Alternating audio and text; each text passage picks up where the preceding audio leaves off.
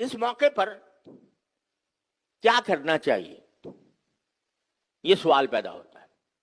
ہم جیسے آدمی، عامی آدمی، جن کے پاس اقتدار کی باغڈور نہیں، جن کے پاس یہ وسائل نہیں کہ اپنے مظلوم بھائیوں کی جا کر خود مدد کر سکیں، اور نہ اس بات کے وسائل ہیں کہ ہم اپنے قوم کے، اپنے ملک کے جو مہنگائی زدہ لوگ ہیں ان کی کس طرح امداد کر سکیں اور اپنے ملک کو کس طرح پٹڑی پر لا سکیں، یہ ہمارے بس میں نہیں ہے۔ ایسے موقع پر کیا کرنا چاہیے؟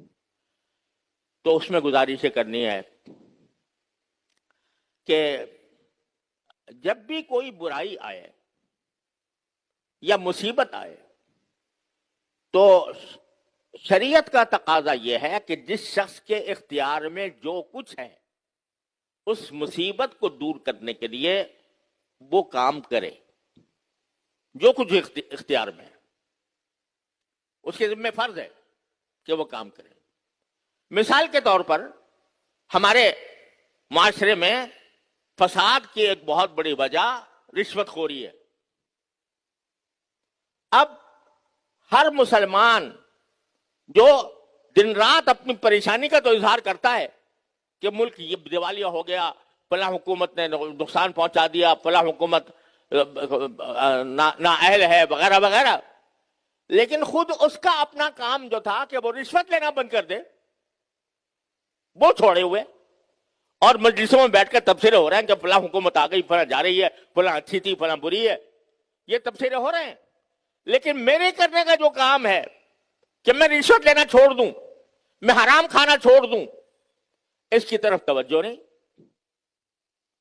تو نتیجہ یہ کہ پریشانی گھٹے گی نہیں، بڑھے گی۔ اور اگر ہر شخص اپنا فرض منصبی اپنے جگہ پر ادا کرے، پہلا کام یہ ہے جو کچھ تمہارے اختیار میں ہے وہ کرو۔ مثلا مظلوم فلسطینیوں کے لیے مثال کے طور پر ہمارے اختیار میں اتنا ہے کہ ہم کم از کم ان کے مصیبت زدہ، ستم رسیدہ بھائیوں کو کچھ معاونت، مالی امداد ان کو فراہم کر دیں۔ تو اس کا تھوڑا سا بہت سلسلہ ہم نے شروع کیا ہے، کوئی بہت زیادہ ایسا نہیں ہے کہ وہاں پر رقم پہنچانا بہت آسان ہو اور ادھر ہم نے دیر ادھر وہاں پہنچ گئی، بلکہ اس کے بہت سے اس کو مراحل طے کرنے پڑتے ہیں جب وہاں پہنچتی ہے۔ الحمدللہ پہنچ رہی ہے، لیکن دھیرے دھیرے۔ تو اگر ہمارے بس میں یہ ہے کہ ان کی مدد کریں، وہ مدد کریں، مالی مدد کریں، اور پاکستان کے حالات کے لحاظ سے جس کے قبضے میں، جس کے اختیار میں جو کچھ بہتری ہے وہ اپنا فرض منصبی ادا کرے۔ دوسرا یہ کہ ایسے موقع پر اللہ جل جلالہ سے لو لگائے۔ قرآن کریم نے ایک جگہ بڑا معنی خیز لفظ استعمال کیا ہے، فَفِرُّوا إِلَى اللَّهِ، فَفِرُّوا إِلَى اللَّهِ، کیا معنی؟ اللہ تعالیٰ کی طرف بھاگو، بھاگنے کا لفظ استعمال کیا، اللہ کی طرف بھاگو۔ کیا مطلب؟ ساری پریشانیاں تمہیں، سب پریشانیاں لاحق ہیں اور تم ان کی وجہ سے رنجیدہ ہو، سمجھ میں کچھ نہیں آ رہا، کیا کروں کیا نہ کروں، تو راستہ کیا ہے؟ بھاگ کر اللہ تعالیٰ کی پناہ میں چلے جاؤ، اللہ تبارک و تعالیٰ کی پناہ میں چلے جاؤ۔